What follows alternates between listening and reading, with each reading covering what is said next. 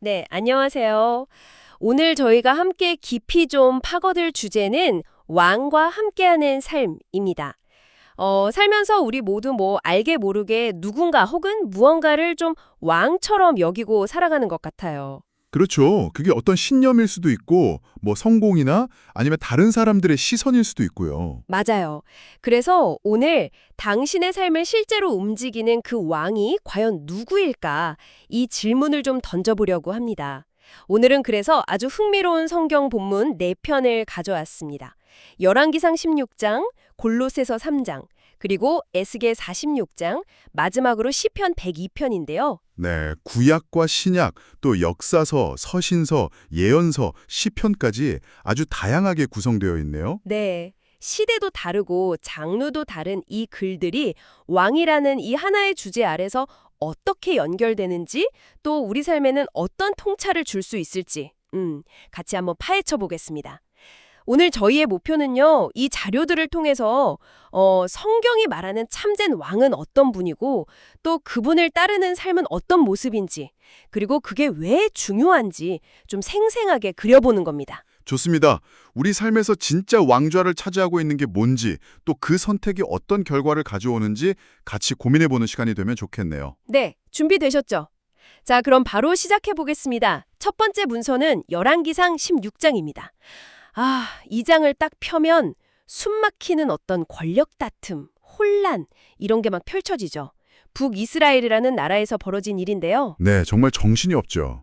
시므리라는 인물이 반역으로 왕이 됐는데 단 7일 만에 그냥 비극적인 최후를 맞아요. 정말 짧고 굵다고 해야 할까요?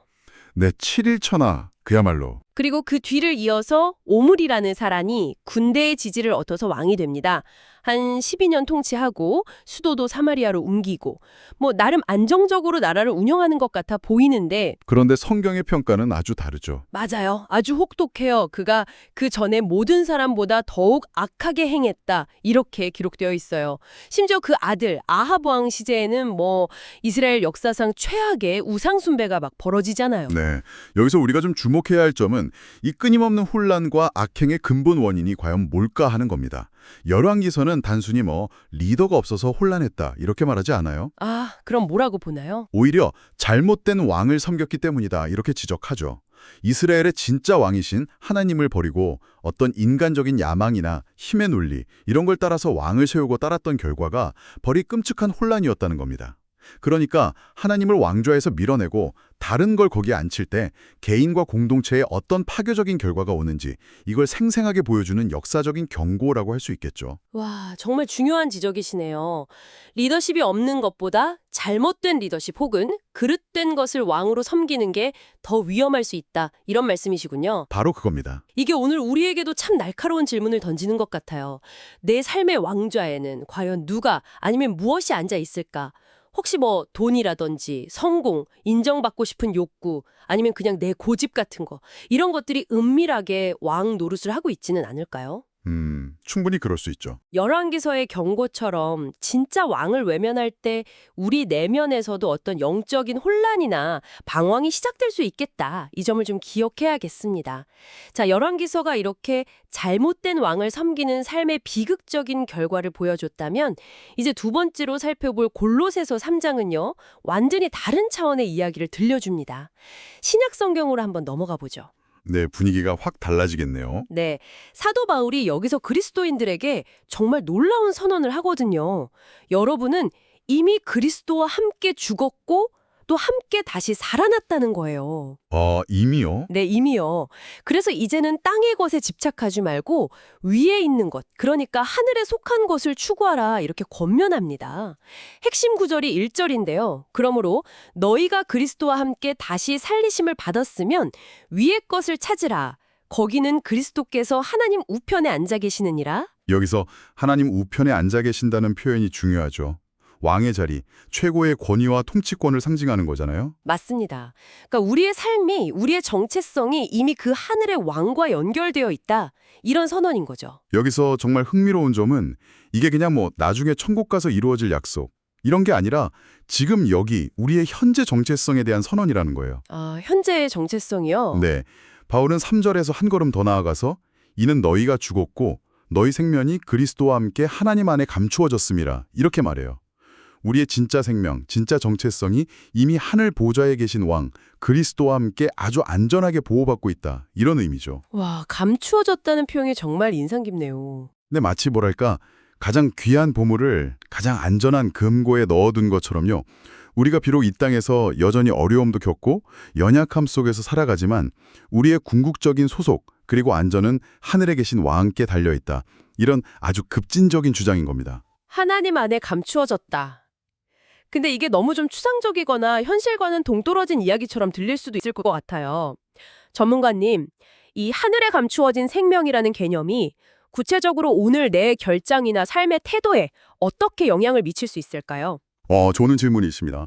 이게 그냥 위로의 말로만 그친다면 의미가 없겠죠? 분명히 현실적인 변화를 가져와야 할 텐데요. 첫째로는 이게 우리의 가치관을 흔듭니다. 가치관이요. 네. 세상은 계속해서 땅의 것, 더 많은 소유, 더 높은 지위, 더 큰 쾌락 이런 걸 추구하라고 속삭이잖아요. 그런데 우리의 진짜 생명이 하늘에 있다면 우리는 자연스럽게 위의 것, 그러니까 영원하고 거룩하고 또 사랑이나 정의 같은 그런 가치들을 더 중요하게 여기게 된다는 거죠. 아, 시선이 달라지는 거군요. 그렇죠. 두 번째는 두려움으로부터의 자유입니다. 우리의 궁극적인 안전이 하나님 안에 감추어져 있다면 이 땅에서의 어떤 실패나 상실, 심지어 죽음까지도 우리를 완전히 파괴할 수는 없다. 이런 담대함을 갖게 되는 거죠. 네네. 그리고 마지막으로는 삶의 목적 자체가 달라집니다. 더 이상 내 자신의 성공이나 만족을 위해 사는 게 아니라 나를 다스리시는 하늘의 왕, 그리스도의 뜻을 이 땅에서 이루어드리는 것, 이걸 삶의 목표로 삼게 되는 변화가 일어나는 거죠. 그렇군요. 가치관의 변화, 두려움으로부터의 자유, 그리고 삶의 목적 재정립. 이게 바로 하늘에 속한 정체성에 가져오는 실제적인 변화들이군요. 네, 그렇습니다. 여러분의 진짜 삶이 이미 하늘의 왕과 함께 안전하게 감추어져 있다는 이 진리가 여러분의 일상에 어떤 자유와 또 담대함을 줄 수 있을지 한번 생각해 보는 건 정말 의미 있는 작업이 될 것 같습니다. 자, 이렇게 그리스도 안에서 하늘에 속한 새로운 신분을 얻었다면 그 다음 질문은 당연히 그래서 어떻게 살아야 하는가? 이게 될 겁니다. 그렇죠. 정체성을 알았으니 이제 삶으로 연결되어야겠죠. 네, 다음으로 살펴볼 에스겔서 46장이 바로 이 질문에 대한 답을 주는데요. 조금은 독특한 방식으로 접근합니다. 바로 예배를 통해서죠. 에스겔서는 아시다시피 바벨론 포로라는 그 절망적인 상황 속에서 하나님께서 이스라엘을 회복시키시고 새로운 성전을 세우실 거라는 환상을 보여주잖아요. 네, 희망의 메시지였죠? 그 중에서 46장은 이 회복된 성전에서의 예배, 특히 군주라고 불리는 지도자가 어떻게 예배에 참여해야 하는지에 대한 아주 구체적인 규례들을 담고 있어요. 예를 들면 안식일이나 매달 초하루에는 평소에 닫혀있던 성전 동쪽 문이 열리고 군주는 그 문을 통해 들어와서 지정된 장소에서 제사를 드리고 하나님을 경배합니다. 백성들과 함께 예배하긴 하지만 동시에 지도자로서 지켜야 할 어떤 특별한 규례들이 있었던 거죠. 네. 이 규례들이 오늘날 문자 그대로 적용되는 건 아니지만 그 안에 담긴 원리는 매우 중요합니다. 에스겔의 환상에서 이 회복된 공동체의 핵심은 바로 하나님 중심의 질서 있는 예배였어요. 하나님 중심의 질서 있는 예배? 네. 특히 지도자인 군주가 앞장서서 규례에 따라 예배하는 모습은 공동체 전체가 어떤 인간적인 계획이나 욕망이 아니라 오직 하나님을 높이고 그분의 말씀에 순종하는 것, 이걸 최우선으로 삼아야 한다는 걸 보여줍니다. 여기서 예배는 단순히 성전 안에서의 종교의식을 넘어서는 거죠. 아, 그 이상이라는 말씀이시군요. 그렇죠. 삶의 모든 영역에서 하나님을 왕으로 인정하고 그분의 통치에 순종하는 것. 다시 말해 삶 전체로 드리는 예배를 의미한다고 볼 수 있습니다. 삶 전체로 드리는 예배라 이게 참 도전적으로 들리네요. 보통 예배라고 하면 주일에 교회 가는 거 이걸 먼저 떠올리게 되는데 에스겔서가 보여주는 그림은 훨씬 더 포괄적인 것 같습니다. 맞습니다. 그렇다면 전문가님, 우리의 일상, 예를 들어 직장에서 일하는 방식이나 돈을 쓰는 방식, 사람들과 관계 맺는 방식 같은 것들이 어떻게 왕을 위한 예배가 될 수 있을까요? 구체적으로요. 네, 아주 실제적인 질문이신데요. 삶이 예배가 된다는 것은 우리의 모든 활동의 동기, 그리고 목적이 하나님을 향할 때 가능해진다고 생각합니다. 동기와 목적이요? 네. 예를 들어 직장에서 단순히 돈을 벌기 위해서 일하는 게 아니라 하나님이 주신 재능과 기회를 통해서 정직하게 일하고 또 동료들을 섬기고 세상에 선한 영향력을 끼치려고 노력할 때 그 노동은 예배가 될 수 있는 거죠. 돈을 사용할 때도 마찬가지입니다. 나만을 위해서 쌓아두는 게 아니라 하나님의 뜻에 따라서 필요한 곳에 나누고 흘려보낼 때 그것은 재정을 통한 예배가 될 수 있겠죠? 관계 속에서도 마찬가지고요. 내 이익이나 감정만 따르는 것이 아니라 왕이신 그리스도께서 보여주신 사랑과 용서, 겸손 이런 것들을 실천하려고 애쓸 때 우리의 관계 맺음 자체가 하나님을 기쁘시게 하는 예배가 될 수 있는 겁니다. 네네. 결국 모든 영역에서 하나님께서 이걸 기뻐하실까? 이렇게 묻고 그분의 뜻을 따르려고 할 때 우리의 평범한 일상이 아주 비범한 예배로 변화될 수 있는 것이죠. 와, 듣고 보니 그렇네요. 우리의 정말 평범한 순간들이 어떻게 하나님을 향한 예배가 될 수 있는지 구체적인 그림을 좀 그려볼 수 있게 됩니다. 여러분의 삶의 모든 영역을 왕을 위한 예배로 드린다는 것은 어떤 모습일지 한번 상상해 보시면 좋겠습니다. 자, 이제 마지막 네 번째 문서입니다. 시편 102편으로 넘어가 보죠. 우리의 삶이 이처럼 왕을 위한 예배가 되어야 한다면 그 예배는 궁극적으로 어떤 그림을 향해서 나아가고 있을까요? 네, 종착지가 궁금해지네요. 시편 102편이 바로 이 질문에 대한 아주 장엄한 답을 보여줍니다. 근데 흥미로운 건 이 시가 처음에는 극심한 개인적인 고통의 탄식으로 시작한다는 거예요. 아, 탄식으로 시작한다고요? 네, 시인이 자신이 너무 병들고 쇠약해져서 마치 연기처럼 사라지고 음식도 못 넘기고 외로운 새와 같다고 아주 처절하게 부르짖습니다. 정말 깊은 고통이 느껴지네요. 그런데 여기서 놀라운 반전이 일어나요. 시인이 자신의 그 고통 속에서 눈을 들어서 영원하신 하나님과 그분의 계획을 바라보기 시작합니다. 아, 시선을 바꾸는 거군요. 네. 그러면서 하나님께서 폐허가 된 시온, 즉 하나님의 백성과 임재를 상징하는 그곳을 다시 세우실 때가 되었다. 이렇게 선포합니다. 그리고 그때가 되면 하나님께서 당신의 영광 가운데 나타나실 것이고 그때는 문 나라가 여호와의 이름을 경외하며 이 땅의 모든 왕들이 주의 영광을 경외하게 될 것이라고 노래해요. 와, 개인의 탄식에서 시작해서 온 세상의 경배로 확장되네요. 그렇죠.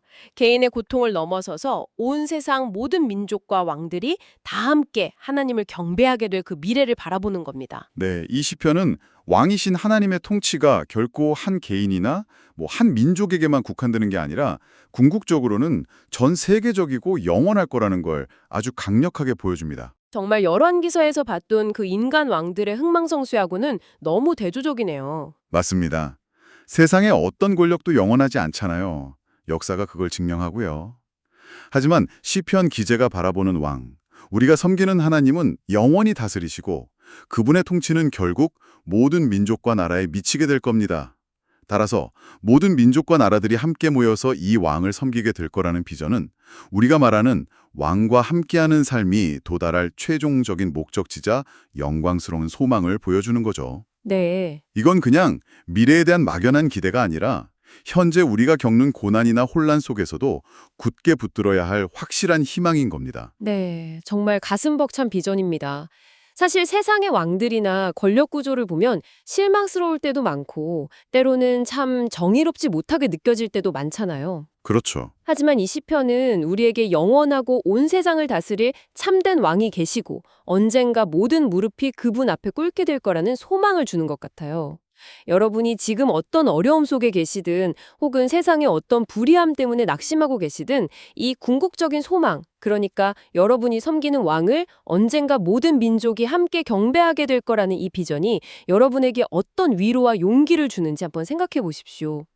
우리의 작은 삶이 이토록 거대한 하나님의 이야기의 일부라는 사실, 이게 현재를 살아갈 힘을 주지 않을까요? 네, 그럴 거라고 믿습니다. 자, 오늘 저희는 왕과 함께하는 삶이라는 이 주제를 가지고 열왕기상, 골로새서, 에스겔, 그리고 시편이라는 4개의 창을 통해서 좀 다각도로 살펴봤습니다.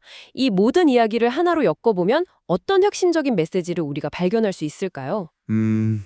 정리를 한번 해볼까요? 네. 첫째, 열왕기서는 우리에게 경고를 했죠.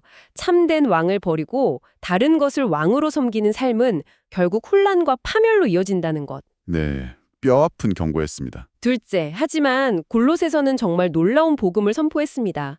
그리스도 안에서 우리는 이미 하늘 보좌에 앉으신 왕과 연합된 새로운 신분을 얻었고 우리의 생명은 그분 안에서 안전하게 감추어져 있다는 것. 우리의 정체성에 대한 선언이었죠. 셋째, 에스겔서는 이 새로운 신분을 가진 우리가 그럼 어떻게 살아야 하는가를 보여줬습니다.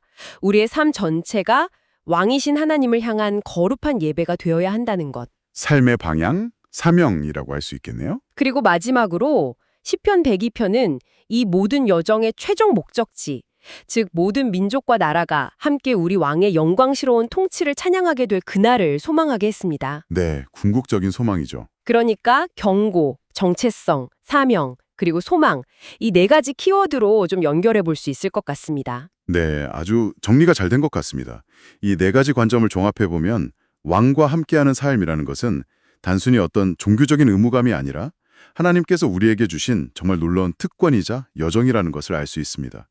세상의 그 헛된 왕들, 돈이나 성공이나 인정 같은 것에 마음 빼앗겨서 혼란에 빠지지 마시고요. 여러분의 눈을 들어서 하늘 보좌에 계신 여러분의 진짜 왕, 그리스도를 바라보십시오. 네. 그분 안에서 주어진 그 새로운 정체성을 마음껏 누리시면서 여러분의 모든 삶을 기쁨의 예배로 드리십시오. 그리고 마침내 온 세상이 그분의 발 앞에 엎드려 경배할 그 영광스러운 날을 확신 가운데 기다리면서 오늘 하루를 담대하게 살아가십시오. 그것이 바로 왕과 함께하는 삶의 진정한 모습이 아닐까 생각합니다. 네, 오늘 이 깊이 있는 탐구를 통해서 여러분의 삶에서 참된 왕을 온전히 모시고 그분과 동행하며 또 하나님께 영광 돌리는 삶을 살아가시기를 진심으로 바라겠습니다. 자, 마지막으로 여러분께 좀 도전이 될 만한 질문 하나를 남기면서 마무리할까 합니다. 골로새서의 말씀처럼 만약 여러분의 삶이 여러분의 영원한 운명이 정말로 하늘에 계신 만왕의 왕과 함께 하나님 안에 안전하게 감추어져 있다면, 그래서 이 세상 어떤 것도 여러분을 그분의 사랑에서 끊을 수 없다면 여러분은 이 땅에서 그 왕을 위해, 그분의 나라를 위해 어떤 담대한 위언을 기꺼이 감수할 수 있겠습니까? 한번 깊이 생각해 보시면 좋겠습니다.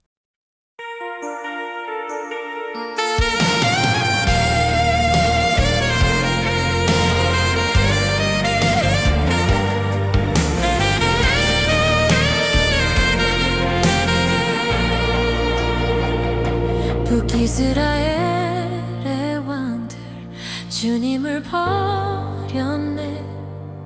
자신의 뜻대로 길을 걷다가 끝없는 혼돈과 죄악에 빠져 영원한 왕을 버린 비극이 되었네. 왕과 함께하는 삶, 영원한 소망이라. 땅에 거리고 위에 것 찾으라.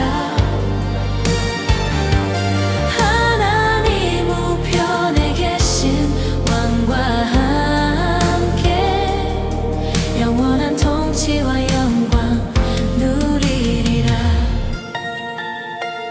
골로새 성도들에게 외쳤던 바울, 너희는 그리스도와 함께 다시 살았으니 세상의 욕심에 매이지 말고 하늘의 영적인 것들만 생각하라. 왕과 함께하는 삶, 영원한 소망이라. 땅에 거리고 위에 것 찾으라. 하나님 우편에 계신 왕과 함께 영원한 통치와 영광 누리리라. 회복된 성전, 왕을 위한 예배, 안식일과 초하루에 드려지네. 왕이신 하나님께 합당한 경배, 나의 삶도 날마다 예배가 되리라. 왕과 함께하는 삶, 영원한 소망이라.